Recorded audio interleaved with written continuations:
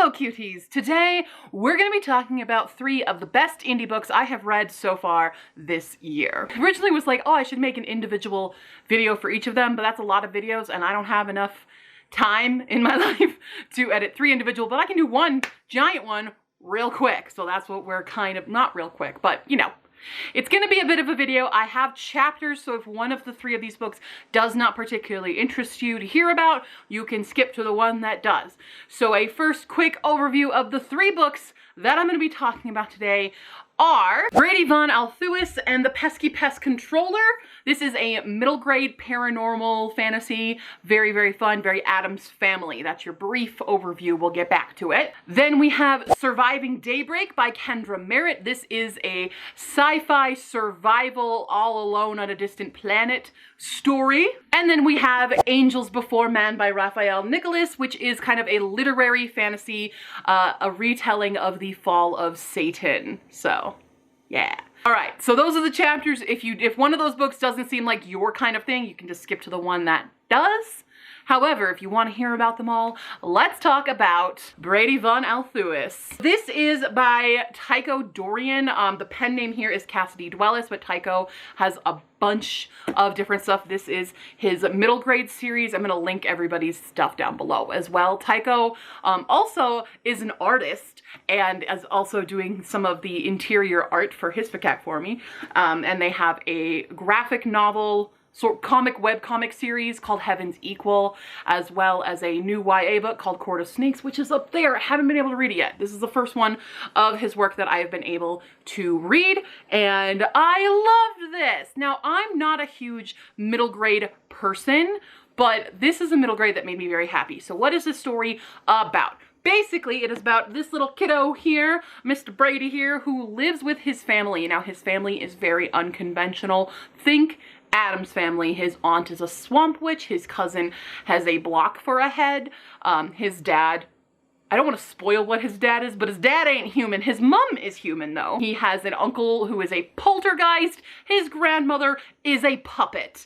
So there's a lot of fun stuff going on in here. It is very, I don't know how the right words, it's kind of like, gave me that feel of a Disney Channel original movie, but very well written. And not to hack on any Disney Channel original movies, but they're, you know, like the, you know, if you know, you know. But this just brought back all the nostalgia. Like if I was in 6th grade reading this, I would be absolutely obsessed and probably have already read the entire series. It is a complete series. I believe there are 5 books. Editing queue. Are there 5 books?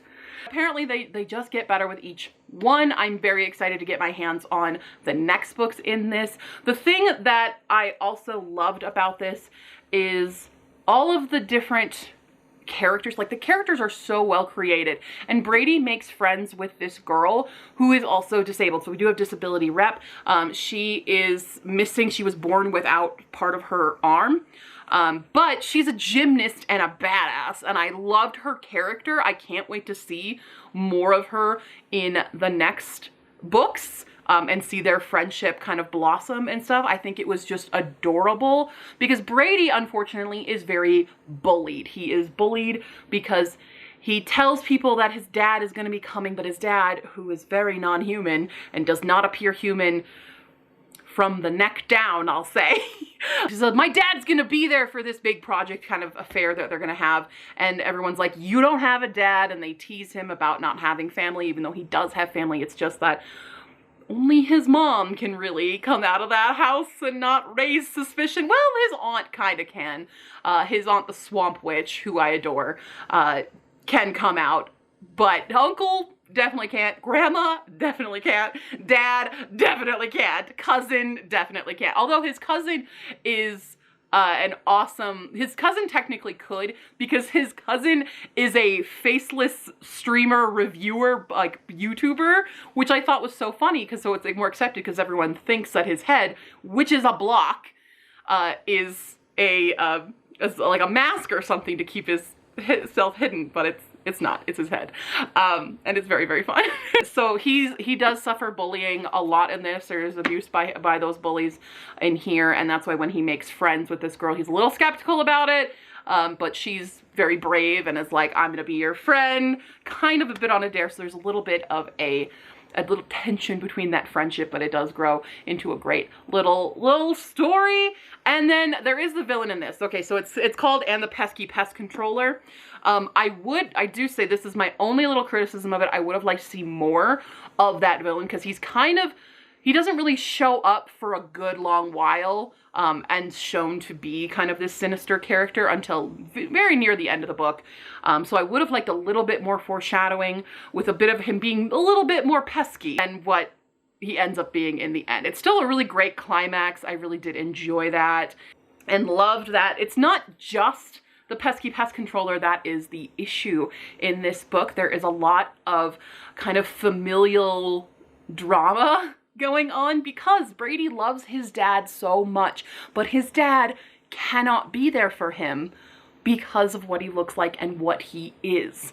So there's strain on that because they have such a good bond when they're at home, but it weighs on both of them that they can't. And it weighs on his wife and his mom that they can't all just like go out and be a family together. So this is a great story about family relationships and about, you know, kid friendships and stuff.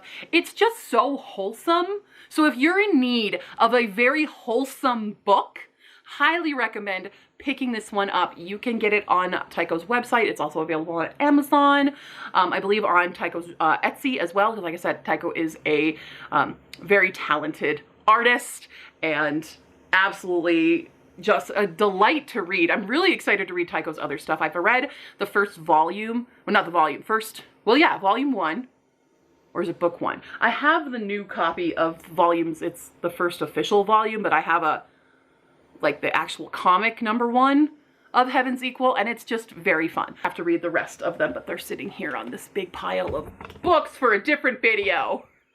Overall, this is fantastic. I also really like, so Tycho also on his Etsy has teas, like loose leaf teas, and many of them they're all themed after different characters in Brady, in Court of Snakes, and in Heaven's Equal, and they're great. The Swamp Witch tea though, I think it's my favorite. I love the Swamp Witch tea. I'm almost done drinking it all, and I'm gonna need to order more. But that's one of the coolest things I never thought about doing, is having branded teas for your characters and stuff. Like, really cool stuff.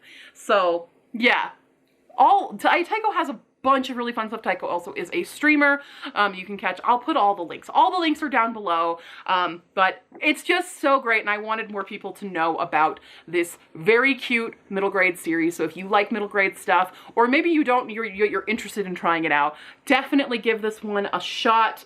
I forget how much it actually costs though. I mean, it's linked below. You'll see how much it costs.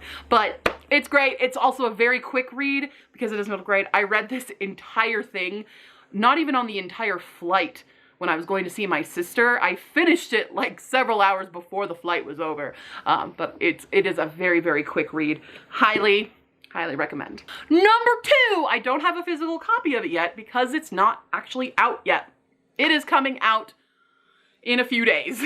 It's coming out on February 27th, and that is Surviving Daybreak by Kendra Merritt. Now, if you know me, you already know I'm a huge fan of Kendra's stuff. I read By Winged Chair. It was one of the best indie books that I read last year. I think, was it the best one I read? It might have been the actual number 1. I didn't do an award show this year, but it's the only one I think that I tabbed. And when I tab a book, you know that's me loving it. But I think it definitely is one that I still go back to and think about. So I love her fantasy romance, but this is her delving into the sci-fi world. And I'm excited. I was a little nervous because, you know, sometimes the authors jump genres and it's not as good. However, I might like this story best of all right now. I did give it 5 stars. I love this. So the basic plot of Surviving Daybreak is our main character of Annika, who is on a spaceship. They're about to go make this colony over on the planet called Daybreak. Something goes wrong though, so she's in cryo freeze with hundreds of other people on the ship and barely gets woken up in time to get to an escape pod and then crashes into the planet below. The entire rest of the ship crashes, no other survivors. But just now she is stuck. She has a broken arm. She's very injured. And all she really has with her is this AI. It's a wake-up AI. It was supposed to guide her through, you know, waking out of cryo, rehabilitation, getting used to the atmosphere and stuff again. It was this guided bot that a nurse also implanted some more information on it. Integrated, not implanted, integrated. Integrated is a very important word for this story also, by the way, because integration for the AIs is a danger. So integrating more than one set of information onto the AIs can cause an AI to basically go crazy and it's logic crazy. That's the term that's used, and ends up like trying to kill humans. That's what's happened in the past. So now they have regulations on AIs. So this AI is already integrated twice now, or once with 2 sets of information for the wake up, and for, is it medical that we get put on first? Or is it a map of Daybreak first? I forget which AI gets into. There's other ones that are gonna get integrated. So that's all. That's all she has. She's completely alone on a completely alien planet and has to survive and try to find the colony that's already been being set up. And she's trying to find the other colonists to, you know, say, hi, I'm here. The ship crashed. What's going on? But they're all missing too. They go. There's no sign. She does make it to the colony and no one is there. There's no sign of like everyone was killed by one of the crazy beasts in here. They're just all gone and nothing works. No electronics work or anything. Everything is fried. There's just no trace of them. And so it is all about Annika surviving day by day on her own, trying to figure out what happened, where they went, and how to keep surviving on this very hostile planet. If you're into things like The Martian, if you wanted The Martian but with less tech jargon, like tons of tech jargon, there is some tech stuff in this, but it's way less science heavy, and it is way much more about her survival, her internal struggles, and just surviving with these crazy creatures and making friends with some of these crazy creatures. If that's more your style, you're gonna love this book. I absolutely adored this book, and it's not a bias thing. This book was so great. I love that Annika is also asexual and disabled. She's also, oddly enough, missing an arm. She was also born without an arm and has a mechanical bionic cyber-tech arm, which is the only way she survived because her other arm is broken. Don't forget that it's broken. It's constantly in a cast because she did find a first aid kit in her pod and able to cast it up and at least protect it enough that way, but it definitely puts a hindrance on her.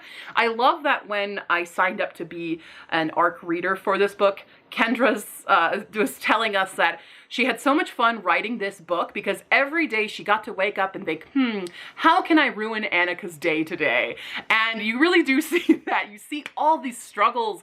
There are these fantastical creatures on this planet that are crazy. Like, they're so creative, and I really, really enjoyed them. I love the Slink Wolf is my favorite, okay? I'm a little biased that way. But we have these kind of weird monkey creatures. There's this dragon-like creature. There are these killer fish. They're huge fish that are very dangerous. There are killer bees and things. There's all this wide variety of creatures that are just out to get her. And they're fantastic to read about. It's just this really beautiful story of her also bonding with this AI and trying to survive while also like just really, I mean, surviving in every aspect of the word, surviving physically and surviving mentally and surviving emotionally, because every day this world just throws something at her.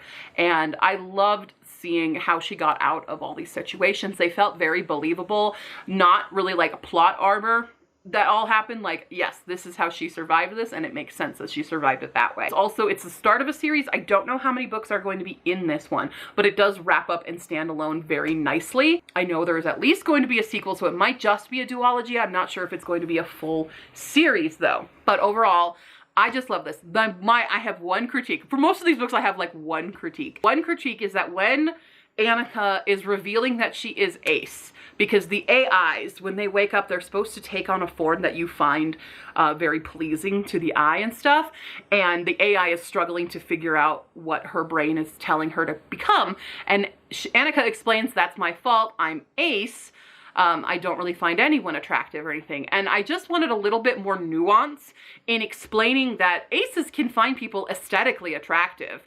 That is not a problem for us. It is the sexual attraction that aces lack. And an arrow ace doesn't experience romantic attraction, but again, they can say, hey, aesthetically, that person is very attractive.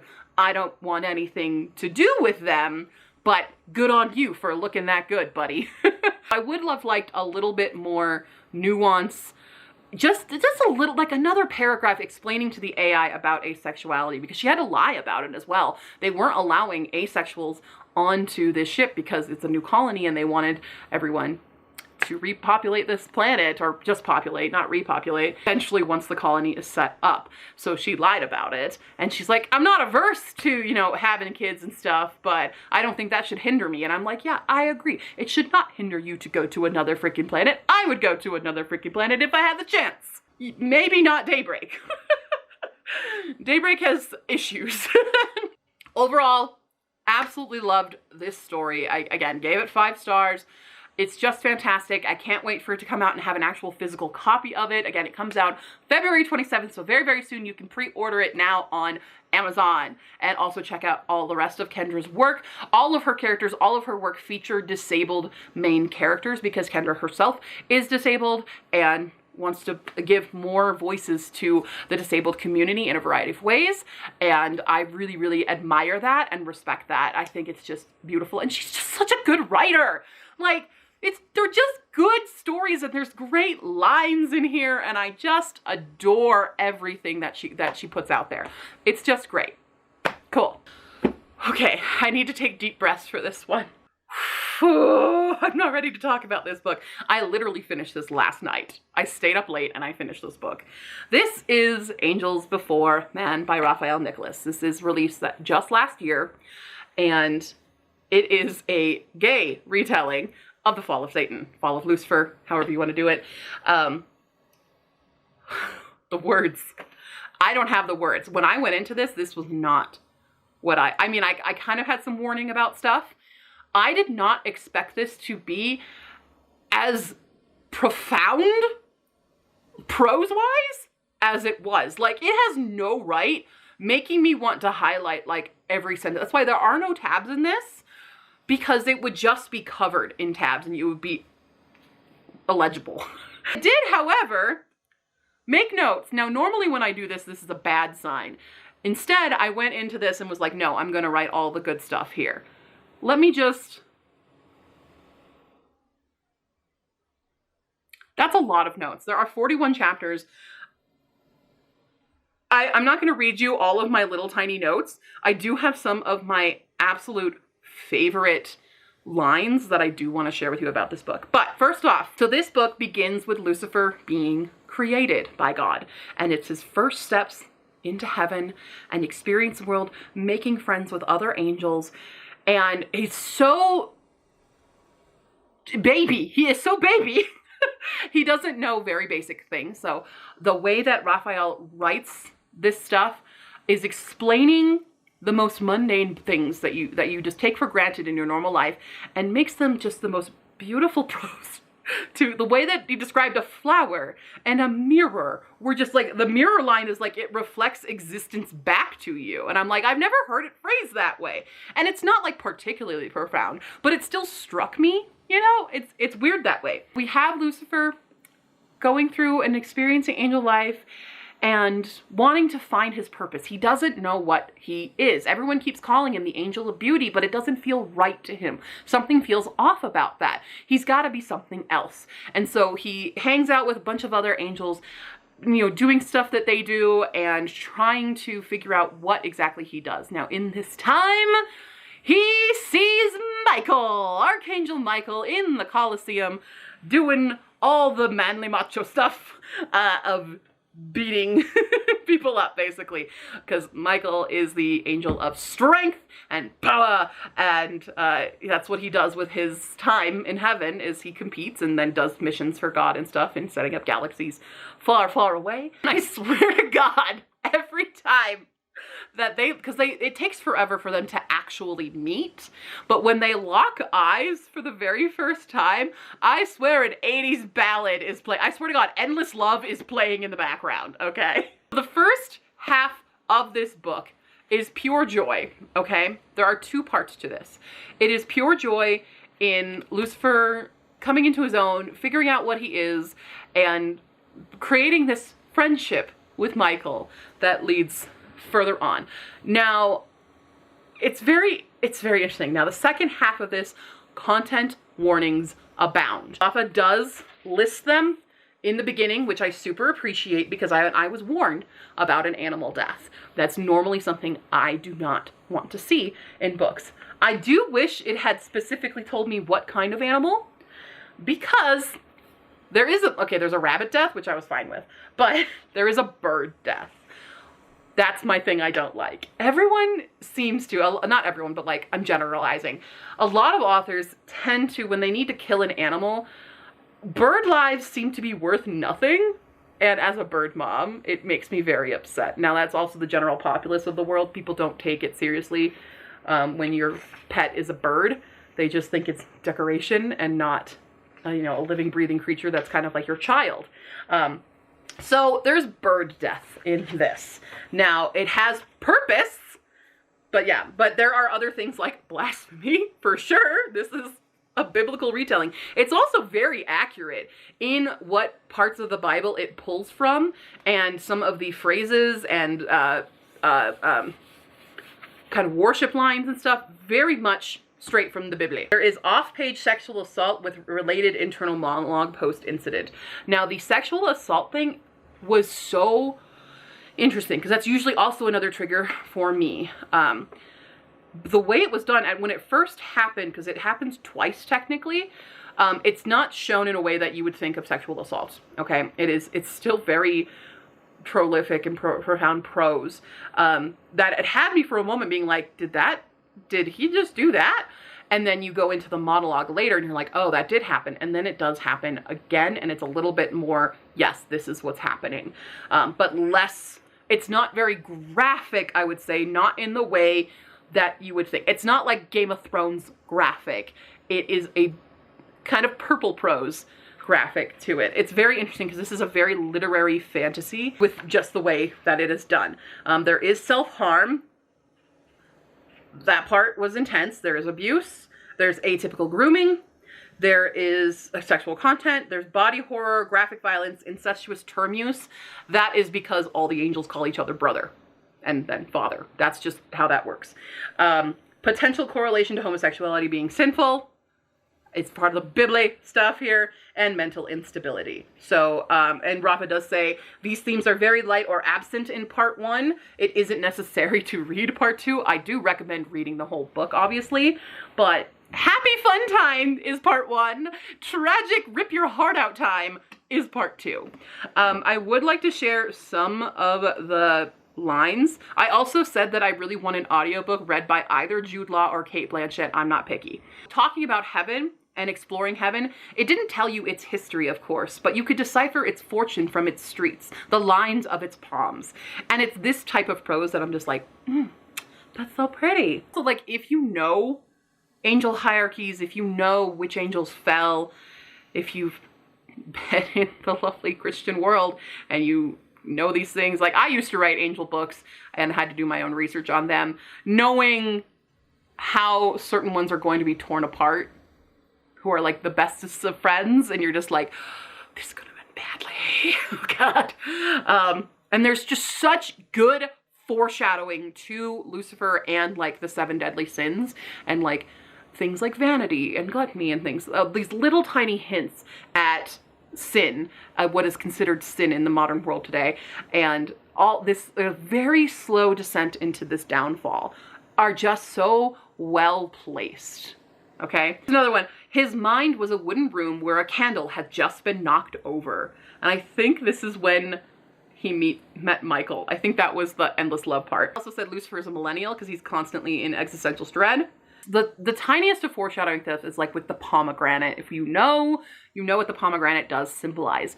And it's a bit of hint into his own vanity as well, because he's about to meet Michael. He's gonna go out on a date with Michael, basically, very basically. And so he decides to stain his lips a little bit with pomegranate. Like, I'm just gonna eat this pomegranate and it'll make my lips a little bit cuter, you know?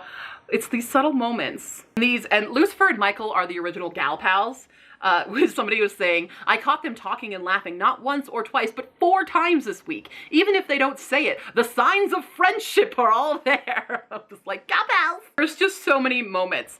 Now here's another funny thing about this book. They talk about Earth. Okay, this is pre-Adam and Eve, because it is angels before man.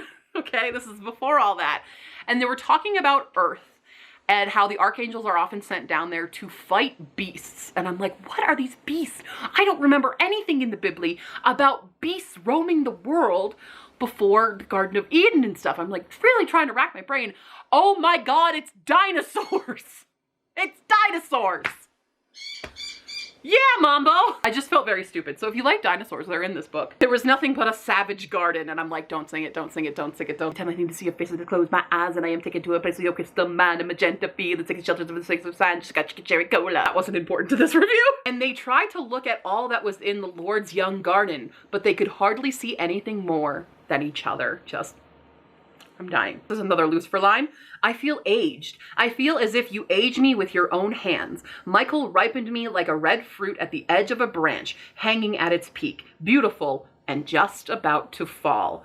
And I just like screamed after that. Michael is a huge simp. Michael's main thing when he's not doing stuff for God is fighting in this Colosseum, and there is a tournament. Now this is when he and Lucifer are super tight, and he brings Lucifer to sit in like his seat, you know, the big seat right up front. And every time you win something in this tournament, you win jewelry or something. And when Michael wins the first round, he wins 2 necklaces, and he takes them over and he puts them over Lucifer. And he's like, what are you doing? These are yours. And he's like, well, you make a good trophy. And I'm like, Lucifer's your trophy boyfriend, isn't he? Oh my God. And then demands a kiss, like a kiss on the cheek for good luck. And it's like, this boy, Michael, has no control when he's around Lucifer. He's just constantly winning and winning and winning, putting all this jewelry on Lucifer, that by the end, like, he's not just winning very easily, like, he's taking hits. He's literally stumbling, and Lucifer runs out to catch him.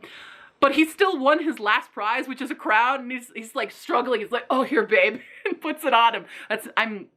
This is much more prolific than how I'm sounding. I am generalizing this, but Michael, you're like bleeding out. I need my baby to look pretty. This line killed me in chapter 20.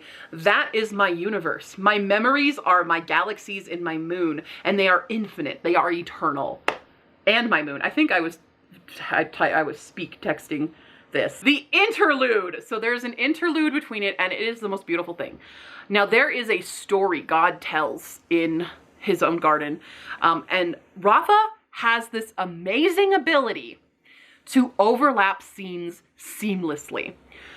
I've never seen anyone do this like this unless it was a visual representation. I have never seen this in literature. Maybe I just haven't read enough literary fic, but this is the first time I was like, oh my God, this is so beautiful, and being able to visualize it was amazing. So God is telling the story to Lucifer. It's kind of a warning story about this dove, this beautiful, clean, pure dove. And the dove wants to play in the mud, but it shouldn't, because it needs to remain pure and clean, okay? All the while, the scene is overlapping with Michael and Lucifer wrestling, because that's their beginning of their friendship is Michael wants to learn how to worship and sing and be like just so happy and worshipful of like Lucifer is, and Lucifer's like, well, teach me how to wrestle and teach me how to be strong. And that's how their friendship works. And so they're wrestling, and the wrestling is of course becoming a little bit more homoerotic here, and it's overlapped with the dove like plunging into the mud and sullying itself, all the while Michael and Lucifer are enjoying themselves and just having the best time and falling in love. And it was just this like most beautiful scene I ever read. That might not actually be the interlude. The interlude is a meadow scene. Is that the meadow scene? I don't know. I don't remember entirely when this scene happens, but that scene is like my favorite part of this whole book. And he does it again. He does it again in part 2 with more overlapping stories, but then it's a darker turn into Lucifer's kind of corruption. And I'm in awe of Rafa's ability in writing this. It seems unfair, and it's like, why should I even bother writing anymore? I'm not gonna be this. It's so beautiful. Just overall, now again, this is a very heavy book, especially part 2. So if you're going to read it, I just want you to take care in knowing of the triggers and stuff, but it has such an important message. There's such important messages around this, and I do think very religious people might get angry at it because, you know, it's gay. A blasphemous story, but it is also a beautiful story. So again, if you have any kind of religious trauma, this will probably resonate with you. It's 5 stars, but it's not. It's more than that. Like, I was talking with Ian, because Ian is the one who introduced me to this book and has been begging me to read this book, and I finally was glad that I got to, but the whole while I'm like texting Ian all my thoughts and squealing about it. And all the while he's relaying stuff to Rafa, and I'm like, yes, tell Rafa all my notes. Hi, Rafa, if you're watching this.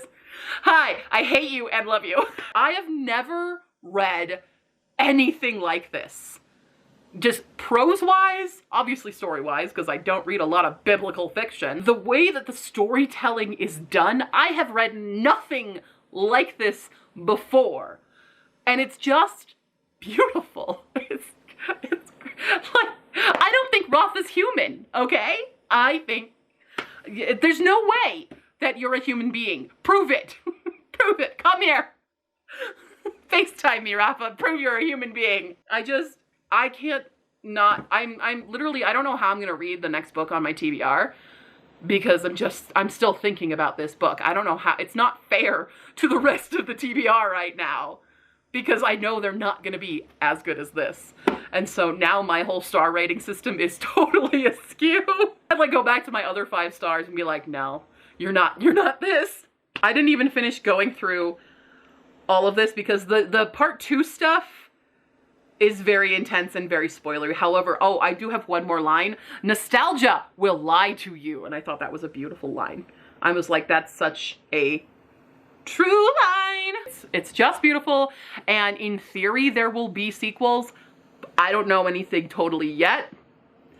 There better be, because I need this to continue. I need more of Lucifer's story. I need more Satan in my life. So those are the 3 books that I really need all of y'all to read, okay?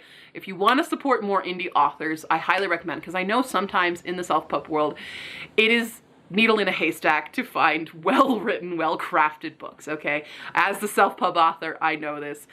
I know I've seen what's out there, but there are amazing writers out there, and I am here to tell you which ones they are so you don't have to do all the research, okay? I love these. I do have other indie books that I have loved this month, but I just wanted to take some time to talk about these ones because they were like 4 or 5 stars, and I will probably do another edition of this video for the next couple books that I read that are just fantastical and amazing. So there you go. If you want to talk more about these books with me, check me out in the comments below. Come to one of my live streams. I do also have a Ko-fi page where you can commission me to read certain books. If you are an indie author and would like me to read and review it, you can commission me over there. I am happy to do that. I love reading and supporting indie authors.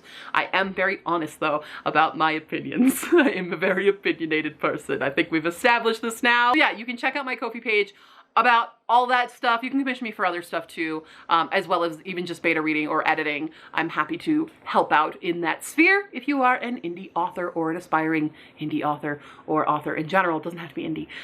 You can commission me. Cool. Awesome. I will see you guys later at some point in the future, hopefully, as long as I'm not dead from reading this book. Okay, cool. I'm gonna go now. Bye.